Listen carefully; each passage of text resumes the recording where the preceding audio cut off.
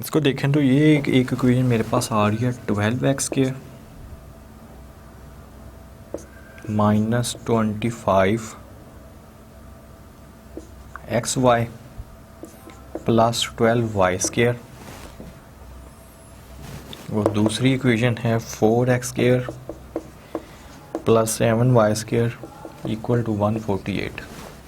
इसे हमने सॉल्व करना है। तो जब इसे हम सॉल्व करेंगे, पहले मैं अगर इसे देखूं तो ये फर्स्ट है 12y² minus 25xy and plus 12x² equal to 0। अब मैं इसे इस फॉर्म में भी लिख सकता हूँ 12y² माइनस 25x लिखता हूँ 7y और प्लस 12x² इक्वल टू 0। अगर इसमें y, अगर मैं यहाँ से y की वैल्यू फाइंड करूँ, अगर y की वैल्यू फाइंड करता हूँ तो a में देखूँ तो मेरे पास आएगा 12y² के साथ, b में देख रहा हूँ तो वो मेरे पास आ रहा है माइनस 25x एंड c में देख रहा हूँ तो वो मेरे पास आ रहा है 12x²। ये सारा ही c है। अब अगर मैं क्वाड्रेटिक फार्मूला यूज करूं तो y इसके इक्वल आएगा minus B plus minus b² minus 4ac over 2a minus b यानी माइनस 25x। तो ये आ जाएगा minus minus plus 25x plus minus b²। अगर हम देखें इसमें plus minus b² 25² minus 4ac, a is 12 and c is 12x² divided by 2a।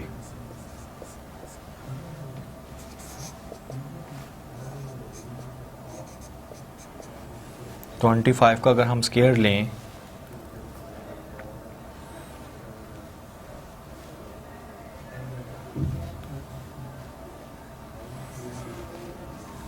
Six to 5 आएगा। देन 12 को 12 से मल्टीप्लाई करें तो 144। 144 को अगर हम 4 से मल्टीप्लाई करते हैं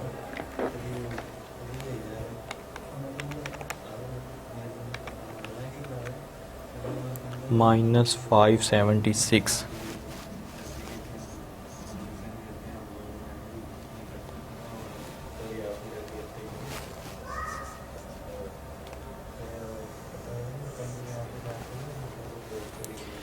बी हमारे पास है 25x।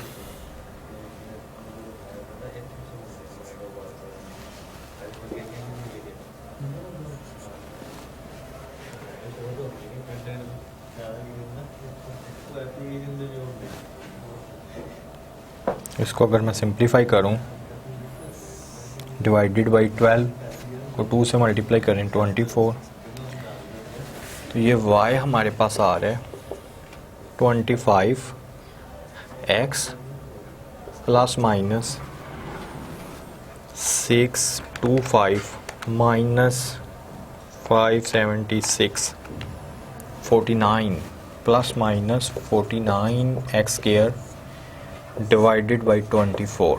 तो इसको अगर मैं सिंप्लीफाई करूँ 25x plus minus 7x over 24, तो y आ रहा है, एक दफ़ा हम करेंगे 25 प्लस 7 32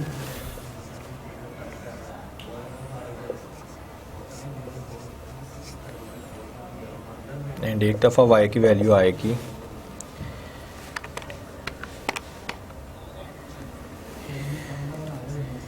18x ओवर 24। तो इसे हम और ज़रा सिंप्लीफाई कर लें,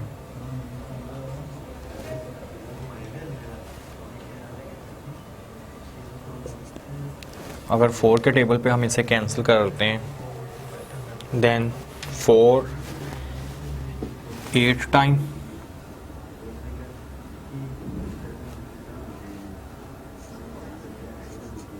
and 4 6 टाइम।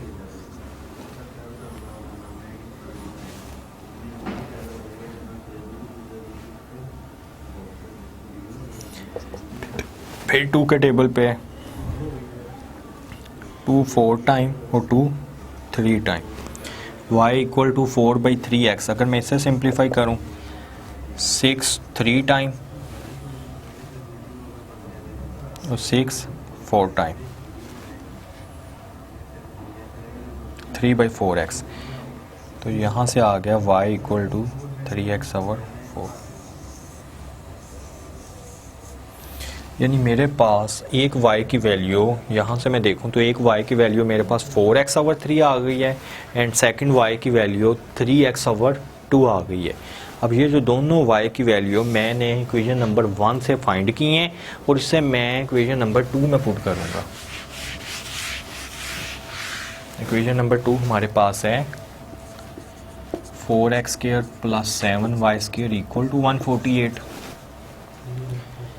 सबसे पहले हम लिखते हैं at y equal to 4x/3। y की प्लेस पे हम 4x/3 लिख देंगे।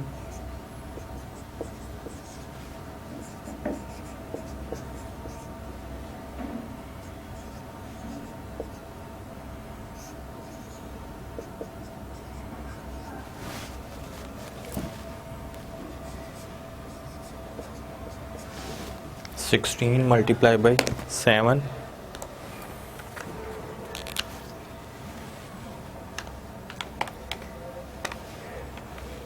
1 x²/9 equal to 148.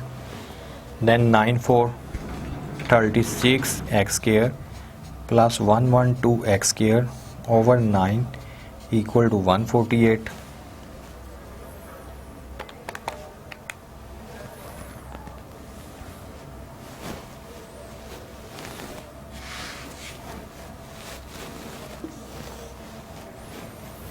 (148 x²/9 equal to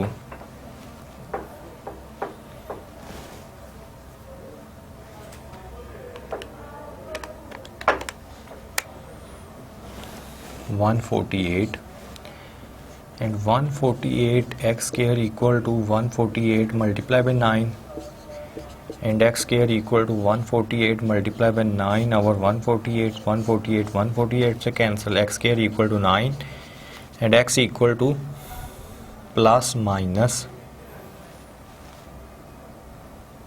3। x का आंसर हमारे पास आ गया +√3।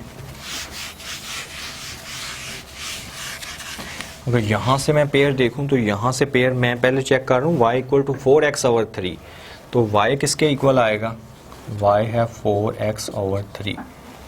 तो अगर मैं पहले इसमें 3 पुट करूँ 4 3/3, फिर y ये भी आ रहा है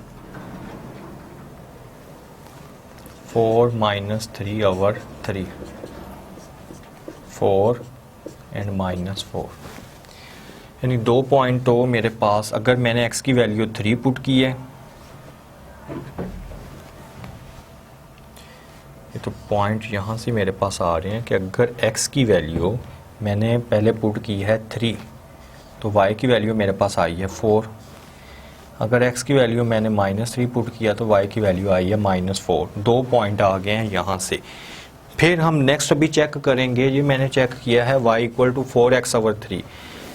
अब y की वैल्यू है हमारे पास 3x/4।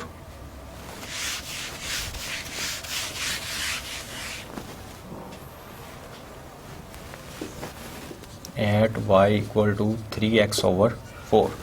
तो यही इसी इक्वेशन में हम पुट करेंगे। इक्वेशन है हमारे पास 4x² + 7y² equal to 148 plus 7 and y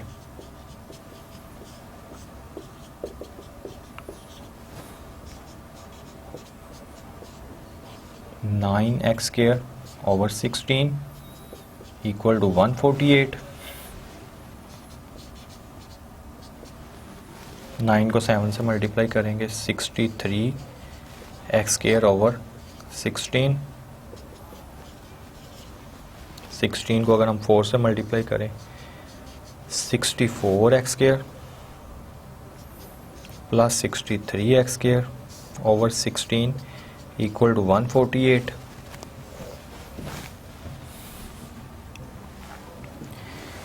then 64 and 63 127 X square equal to 148 multiply by 16 divided by 127।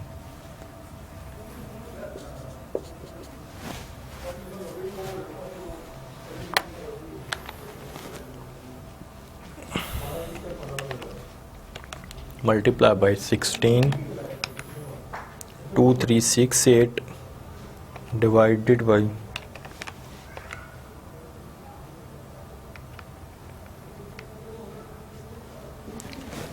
अगर हम 3 के टेबल पे देख रहे हैं इसकी कटिंग हो रही है 148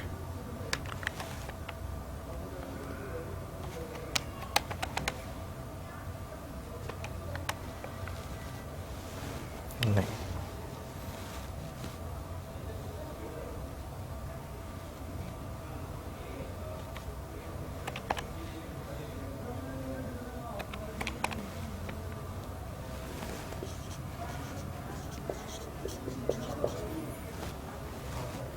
ये मेरे पास एक्स स्क्वायर आया है।